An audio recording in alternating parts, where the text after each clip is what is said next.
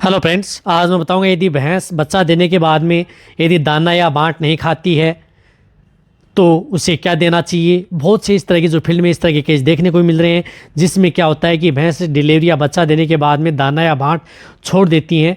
कोई सूखा चारा खा लेती हैं, कोई हरा चारा खा लेती हैं, अन्यथा खाना कम कर दिया है। तो उस स्थिति में उसे क्या देना चाहिए। इसी तरह का एक कमेंट्स आया था विक्रम सिंह का भी कि सर जो मेरी भैंस है डिलीवरी होने के बाद में दाना या बाँट छोड़ दिया है, हरा चारा कुछ खा लेती है, लेकिन इस समस्या का समाधान के लिए इसे क्या देना चाहिए पूरी डिटेल से बताऊंगा कि स्टेप बाय स्टेप इस तरह के केस यदि आपको देखने को मिले या आपके पशु हैं तो उसे आप क्या देख करके उन पशुओं को पहले की तरह रिकवरी ला सकते हैं, वरना ये धीरे धीरे आपके पशु में दिक्कत भी कर सकती है। वीडियो लंबी होगी, स्किप करके देखना, पूरा देखना। इस चैनल पर जो अभी नए आए तो आप इस चैनल को सब्सक्राइब कर ले, साथ में बेल आइकन और ऑल ऑप्शन दबाएं, क्योंकि इस चैनल पर आपको बहुत ही सही और सटीक जानकारी के साथ वीडियो दी जाती है। देखो इस तरह की दिक्कतें हैं बहुत ही ज़्यादातर जो भैंस हैं उनमें ये देखने को मिल रही है। लगभग जो पशुपालक जो भैंस रख रहे हैं उनमें इस तरह की शिकायत आ रही है कि जो बाँट व दाना है वह भैंस बच्चा देने के बाद में कम खाती हैं, खाती नहीं है या छोड़ देती हैं, और अन्यथा जो पशु खाता है वह कम खाता है, कई बार सुस्त भी रहता है।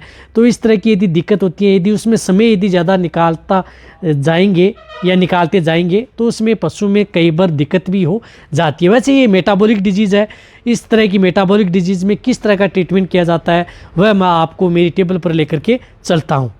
देखो सबसे पहले तो मैं आपको बताना चाहता हूँ कि शुरुआती स्टेज में यदि पशु में इस तरह की दिक्कत यदि आपके पशु में हो चुकी है तो आपको उसमें कीटोनिक्स जो बोलस आती हैं उस बोलस का प्रयोग उन पशुओं में करवाना चाहिए।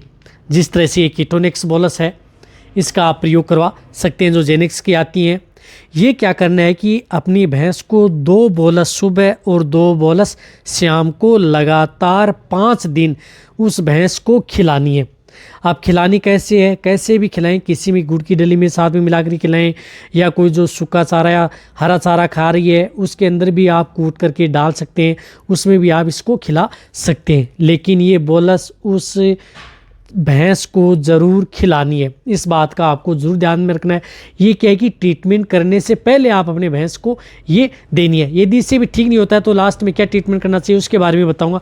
साथ साथ में आपको क्या देना है, जिस तरह से वीरबेक आता है, एनाबोलाइट मिक्स आता है, न्यूट्रिशन फिट सप्लीमेंट आता है, इसका भी बहुत ही अच्छा रिजल्ट है। यदि इस तरह के पशु में यदि दिक्कत हो जाती है, एनर्जी डाउन हो जाती है पशुओं की बॉडी में तो, और रही बात इस तरह के केस में सबसे ज़्यादा रोल इनका जो एनाबोलाइट मिक्स है, अदर जो कंपनियां की आती हैं, एनाडाइन एडवांस है, बहुत हैं, उनमें से आप कोई सी भी आप उन पशुओं को ज़रूर खिलानी है ताकि उन पशुओं की जो एनर्जी है उसको बढ़ाए और पशु में किसी भी तरह की कोई दिक्कत नहीं होती। एनाबोलाइट मिक्स भी आप उसे 200 ml पर डे के हिसाब से लगातार 5 दिन से लेकर के 10 दिन आप ये एनाबोलाइट मिक्स भी उस पशु को खिला सकते हैं, या जो एनर्जी बूस्टर है उनके लिए, या पशुओं के शरीर के अंदर किसी भी तरह की ब्लड के अंदर किसी भी तरह की ग्लूकोज की कोई कमी ना हो उसकी पूर्ति के तौर पर भी आप इसका सेवन करवा सकते हैं। तो ये भी उन पशुओं को ज़रूर देना है। ये तो क्या है कि उन पशुओं का शुरुआती ट्रीटमेंट है। क्या करना है आपको, एनाबोलाइट मिक्स देना है, कीटोनिक्स बोलस देनी है, साथ में रूमन बफर के लिए आप रूमन एपस पाउडर का भी प्रयोग कर सकते हैं। इसका भी बहुत ही अच्छा रिजल्ट है। ये भी आप 100 ग्राम पर डे के हिसाब से लगातार 3 से 4 दिन इसका प्रयोग करा सकते हैं। यदि इससे 4 से 5 दिन यदि ये देने के बाद में यदि आपका पशु खाना स्टार्ट कर देता तो अच्छी बात है। यदि ये देने के बाद में भी यदि स्टार्ट नहीं कर रहा है तो आपको क्या डॉक्टरी ट्रीटमेंट करवाना चाहिए वह भी बताऊंगा। रही बात रूमन एपस पाउडर को देना कैसे है, 100 ग्राम का जो एक पाउच है ये पर डे के हिसाब से देना है। पानी में घोल करके आप उस पशु को डायरेक्ट ओरली दे सकते हैं। अच्छा रिजल्ट पशु में देखने को मिलेगा। ये तीनों तरह की चीज़ें आपको देनी है, इससे ज़्यादा आपको कोई चीज़ें नहीं देनी है। यदि रूमन एपस की जगह अदर जो पाउडर मिलता है जिस रूमन बफर हो, जिसमें विटामिन्स और लाइविस्ट हो, प्रोबायोटिक्स हो, तो वह भी आप प्रयोग कर सकते हैं। अन्यथा आपको ये देना ही देना है। इंजेक्शन के तौर पर आप उस पशु को डेक्सट्रोज का प्रयोग कराना है। डेक्सट्रोज में आपको 25% आप डेक्सट्रोज उसमें प्रयोग करवानी है। 500 ml से लेकर के 1 लीटर आप उस पशु को देनी है। साथ साथ में उसमें क्या मिलाना है, उसमें इंजेक्शन मिलाना है ब्यूटाफास्फोन एंड मिथाइलोकोबालामिन साल्ट का जो इंजेक्शन आता है, जिस प्रकार से माइक्रोफोस्फेट इस इंजेक्शन के बारे में मैं आपको एक अलग से वीडियो लेकर के दूंगा। ये भी बहुत अच्छा इंजेक्शन है जो माइक्रोलैब्स का आता है। इस इंजेक्शन का प्रयोग 20 ml आप उस ड्रिप में मिला करके इस तरह के केस में आपको देना है। साथ साथ में उस पशु को कौन सा इंजेक्शन लगाना है, उसमें लगाना है आपको वेटालोग इंजेक्शन।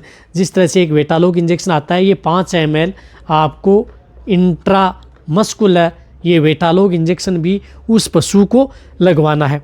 ये इंजेक्शन उसमें डालना है। साथ साथ में आपको जो डोजलिव इंजेक्शन आता है वह इंजेक्शन भी उस पशु को 10 ml इंट्रामस्कुलर या इंट्रावीनस उस पशु को देना है।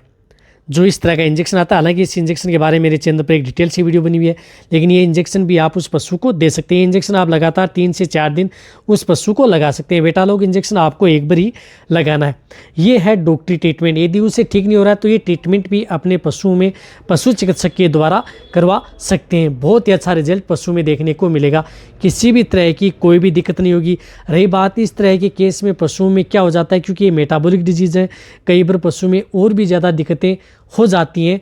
तो ज़्यादा दिक्कत से बचाव के लिए आप इन इंजेक्शनों व ड्रिप का प्रयोग उस भैंस के अंदर करवाएंगे, तभी आपकी भैंस है वह सुचारू रूप से खाना स्टार्ट करेगी। दाना या भांड जो भी दे रहे हैं वह सुचारू रूप से खाती रहेगी।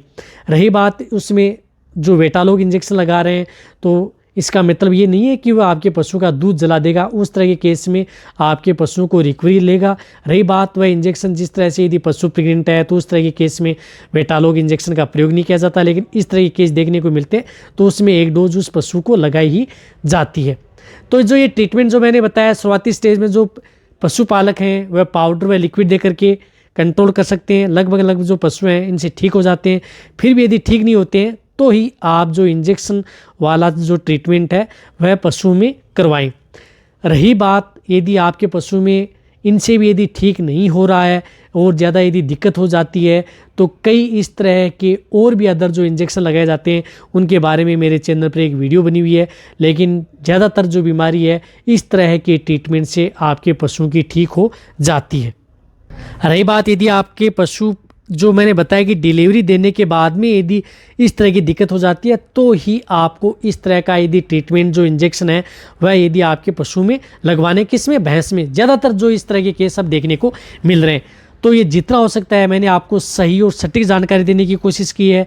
रही बात जो ये दवाएं आपको कहीं पर भी किसी भी क्षेत्र में आपको मिल जाएंगी। तो इस वीडियो को जितना हो सकता है जितने भी जो पशुपालक हैं या वेटरनरी असिस्टेंट हैं उनके साथ आप शेयर करें, क्योंकि इस वीडियो के अंदर आपको सही और सटीक जानकारी के साथ बताया गया है कि क्या क्या ट्रीटमेंट करना चाहिए। ये वीडियो जितना हो सकता है शेयर भी करें, लाइक भी करें और सब्सक्राइब भी इस चैनल को करें। इसी तरह से आप मेरी वीडियो देखते रहें, इसी तरह से आप मेरे को प्यार देते रहें। थैंक्स, धन्यवाद।